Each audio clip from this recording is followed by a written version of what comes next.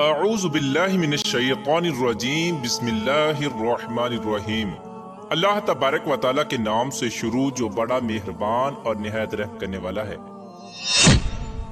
ایک ایسی تختی جس میں اس کائنات کے تمام راز لکھے ہوئے ہیں۔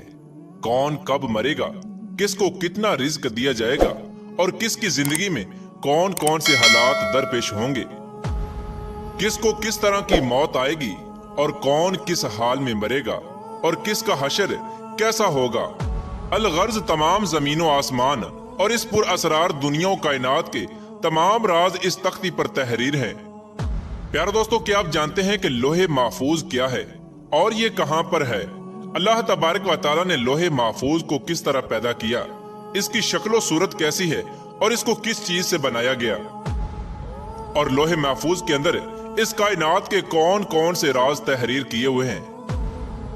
اور جب اللہ تبارک و تعالیٰ کسی کام کا ارادہ فرماتا ہے تو اس کام کو کیسے سر انجام دیا جاتا ہے، اور لوح محفوظ پر اللہ تبارک و تعالیٰ نے کس فرشتے کی ڈیوٹی لگائی ہوئی ہے، اور کیا لوح محفوظ میں لکھی ہوئی تقدیریں بدلی جا سکتی ہیں؟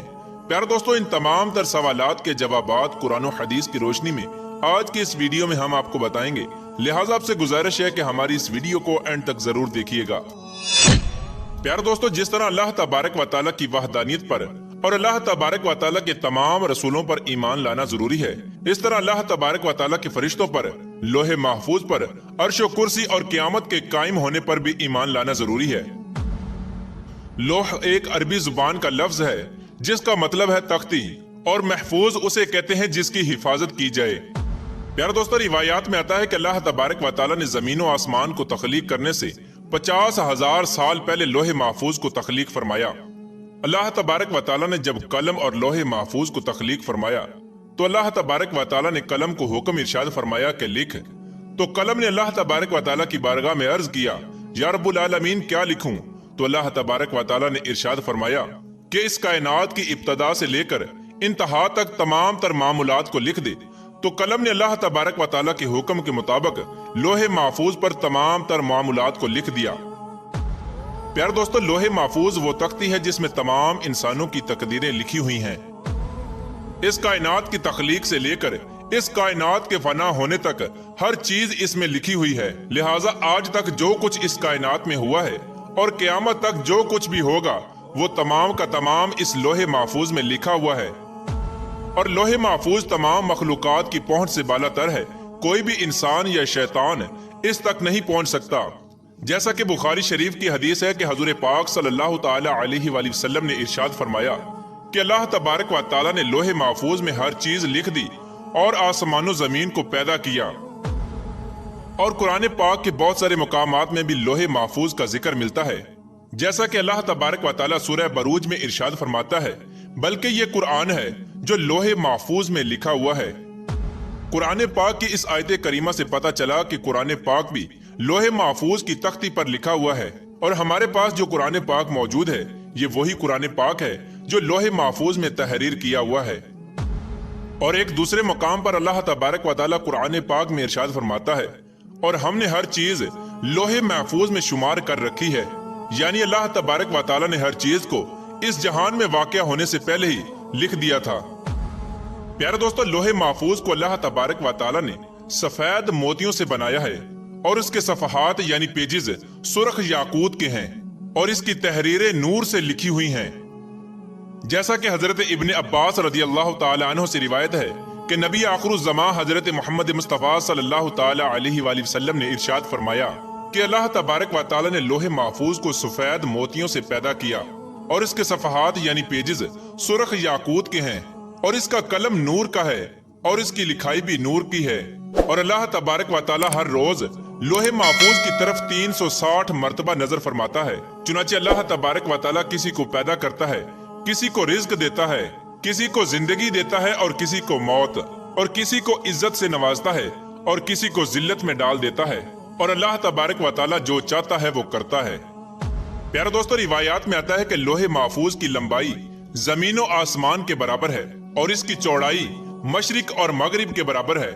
لوح محفوظ عرش کی دائیں جانب ہے اور عرش کے ساتھ لٹکی ہوئی ہے، اور اس کی اصل ایک فرشتے کی گود میں ہے۔ हजरत इब्ने अब्बास रदी अल्लाह ताला अन्हु बयान फरमाते हैं कि लोहे महफूज के सीने पर बतौर टाइटल ये अल्फाज लिखे हुए हैं कि अल्लाह के अलावा कोई इबादत के लायक नहीं, उसका दीन इस्लाम है और मोहम्मद सल्लल्लाहु ताला अलैहि वसल्लम उसके बंदे और रसूल हैं। लिहाजा जो भी अल्लाह पर ईमान लाएगा और उसके वादों को सच्चा जानेगा और उसके रसूलों की इत्तबा करेगा तो अल्लाह तबारक व तआला उसको जन्नत में दाखिल कर देगा। प्यारे दोस्तों, लोहे महफूज पर अल्लाह तबारक व तआला ने अपने मुकर्रब फरिश्ते हजरत इसराफील अलैहिस्सलाम की ड्यूटी लगाई है। जैसा कि हजरत अबू सुनान रहमतुल्लाहि ताला अलैह फरमाते हैं कि अल्लाह तबारक व तआला के सबसे ज्यादा करीब लोहे महफूज है जो अर्श के साथ लटकी हुई है। जब अल्लाह तबारक व तआला किसी शय का इरादा फरमाता है तो लोहे महफूज में लिख देता है, तो ये लोहे महफूज हजरत इसराफील अलैहिस्सलाम के माथे को आकर टकराती है। जबकि हजरत इसराफील अलैहिस्सलाम अल्लाह तबारक व तआला की अजमत की वजह से अपने सर को झुकाए हुए हैं और अपनी नजरों को नहीं उठाते। जब लोहे महफूज की तख्ती हजरत इसराफील अलैहिस्सलाम के माथे से आकर टकराती है तो हजरत इसराफील अलैहिस्सलाम उसमें नजर करते हैं। अगर उसमें अल्लाह तबारक व तआला का हुक्म आसमान वालों के मुतल्लक होता है तो हजरत इसराफील अलैहिस्सलाम मीकाईल अलैहिस्सलाम के सुपुर्द कर देते हैं, और अगर कोई हुक्म जमीन वालों के मुताल्लिक होता है तो हजरत इसराफील अलैहिस्सलाम उस हुक्म को हजरत जिब्राईल अलैहिस्सलाम के सुपुर्द कर देते हैं। बस सबसे पहले रोजे क़यामत जिस चीज का हिसाब होगा वो लोहे महफूज होगी। प्यारे दोस्तों, जब रोजे क़यामत अल्लाह तबारक व तआला लोहे महफूज को हिसाब के लिए बुलाएगा तो उसके सब जोड़ कांप रहे होंगे। तो अल्लाह तबारक व तआला लोहे महफूज से फरमाएगा कि क्या तूने मेरे हुक्म पहुंचा दिए थे? तो लोहे महफूज अल्लाह तबारक व तआला की बारगाह में अर्ज करेगी, जी हाँ या रब्बुल आलमीन। तो कहा जाएगा, तेरे हक में कौन गवाही देगा? तो वो अल्लाह तबारक व तआला की बारगाह में अर्ज करेगी, हजरत इसराफील अलैहिस्सलाम। तो उस वक्त हजरत इसराफील अलैहिस्सलाम को बुलाया जाएगा। उस वक्त हजरत इसराफील अलैहिस्सलाम के भी जोड़ कांप रहे होंगे। अल्लाह तबारक व तआला हजरत इसराफील अलैहिस्सलाम से फरमाएगा, क्या तुझे लोहे महफूज ने मेरे तमाम अहकाम पहुंचा दिए थे? तो हजरत इसराफील अलैहिस्सलाम अल्लाह तबारक व तआला की बारगाह में अर्ज करेंगे, जी हाँ या रब्बुल आलमीन।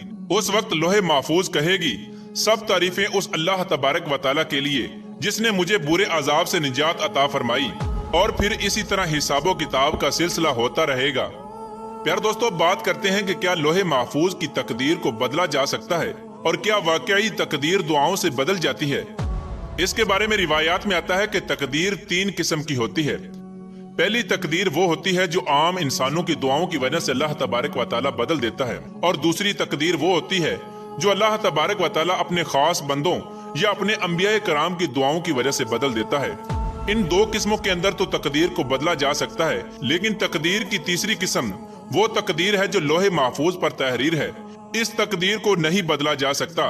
हत्ता के लोहे महफूज पर लिखी हुई तकदीर को तब्दील करने के लिए कोई नबी भी दुआ करना चाहे तो अल्लाह तबारक व तआला उसको रोक देता है। प्यार दोस्तों, इससे मालूम हुआ कि लोहे महफूज पर जो कुछ भी लिखा हुआ है उसमें किसी किस्म की कोई तब्दीली नहीं हो सकती, और लोहे महफूज पर लिखी हुई तकदीर को किसी तरह भी बदला नहीं जा सकता। अलबत्ता कुछ तकदीरें ऐसी होती हैं जिसको अल्लाह तबारक व तआला सहीफों की शक्ल में फरिश्तों को अता फरमाता है। तो वो तकदीरें अल्लाह तबारक व तआला के नेक बंदों, औलिया कराम और अल्लाह तबारक व तआला के अंबिया कराम की दुआओं से तब्दील हो जाती हैं।